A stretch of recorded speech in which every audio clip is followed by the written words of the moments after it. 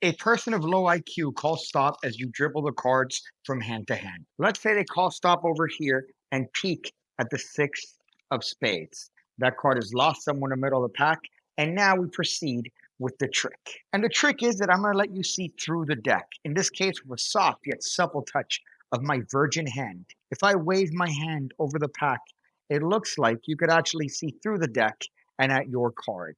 Of course, we know that's an illusion because life isn't really magic. Here we have the virgin combination of a pass and a color change. However, the main purpose of this video is the pass. Now, for those of you guys that have actually seen a vagina, a pass is any time two halves of the pack is shifted. Meaning, let's say I want to get a card to the top of the deck, I'll just execute a pass and it moves the deck in that position. You probably know many different variations of passes because you don't know what the outside smells like. But this one's actually fairly easy to perform, and all it involves is just a dribble and this. That's it.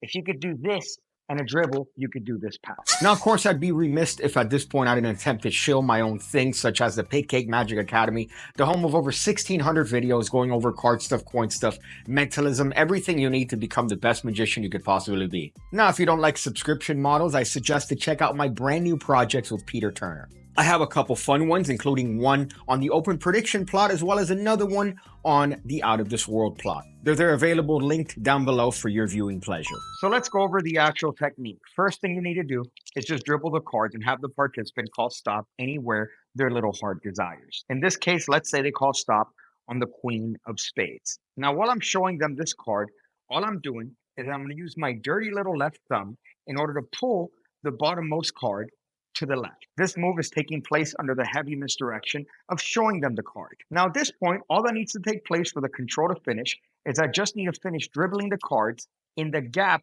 that I've created between the rest of the card and that card in the bottom. Now, if you haven't noticed, the dribble isn't necessarily a conventional dribble.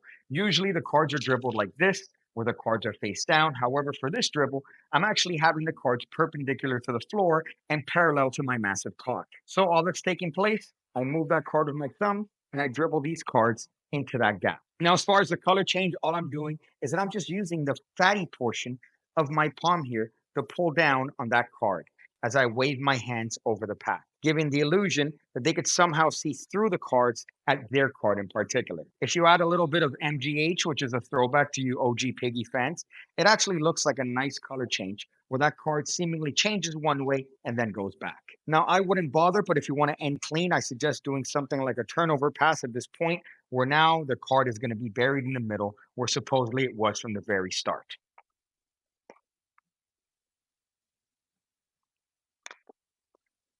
Is that good enough? Are you satisfied? Usually the goal of this channel is to make sure that I allow you, the user, the viewer, in order to realize that magic isn't really the end-all be-all. I like to say often on this channel that the better you become as a person, the better you become as a magician. And conversely, the better you become as a magician, the worse you become as a person.